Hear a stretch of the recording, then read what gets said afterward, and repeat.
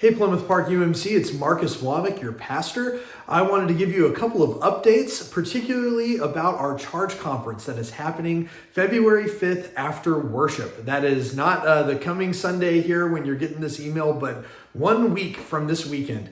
We are going to have our Charge Conference for our budget approval and our nominations approval right after our 11 o'clock services. We're also going to have a church potluck, so sign up in the link that was in the all church email to bring some food for the potluck. It's going to be great. We'll have some main dishes or two provided by the church, and then we'd love to have whatever you want to contribute for that and enjoy the time as a church family.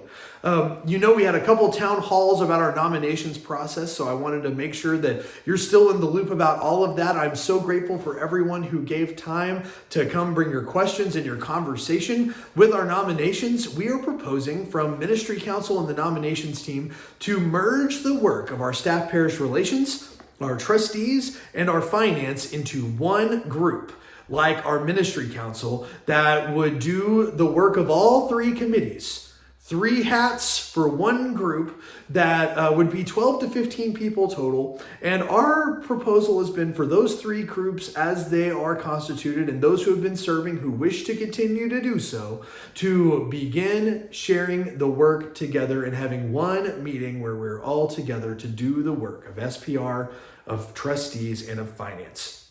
Now, there are some concerns that were raised about the confidential nature of some things that each of those committees shares. In every committee, each of those things, when confidential matters are brought up, those groups meet in closed session, and then any public matters are in an open session, and we'll continue to do that. Also, yes, there were years when we could have 9+ people per each of those committees, but that has not been the case the last few years. So we're not reducing the number of people in leadership for Plymouth Park United Methodist Church. If anything, we are keeping a really steady number of people who have been doing the work of those committees, but bringing them together. My hope is, and what I feel optimistic about, is that for those 5 or 6 people in each committee, having triple the number of people sharing in that work will be a real help for the work that is so important for the administration of our church, to bring the right people in the room together, and at the end of the day, ultimately, to make our church more responsive and adaptable and nimble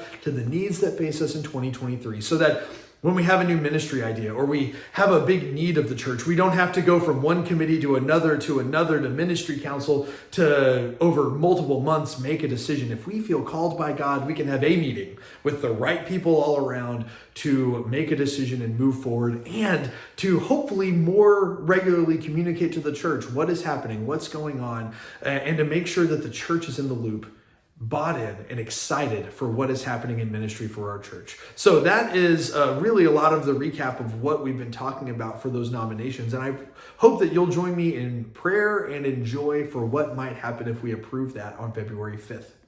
Now, the other part of that is our budget for this year. And so I just want to give you a couple of updates. We are so grateful for your generosity, and I'm very excited for all of the feedback we already have for this coming year's budget. I told you in a sermon during our stewardship time, talking about Jubilee in the fall, that we usually have about $800,000 in income pretty easily from the pledges and regular giving of our church. And that's been the case. We are at just over $843,000 that we know can be allocated for ministry in the coming year. Now, my hope is we can be even closer to $900,000 so that we can not only sustain our ministries at their current level, but that we can grow and thrive and do some things that we haven't been able to do either from the pandemic or from other needs with our building.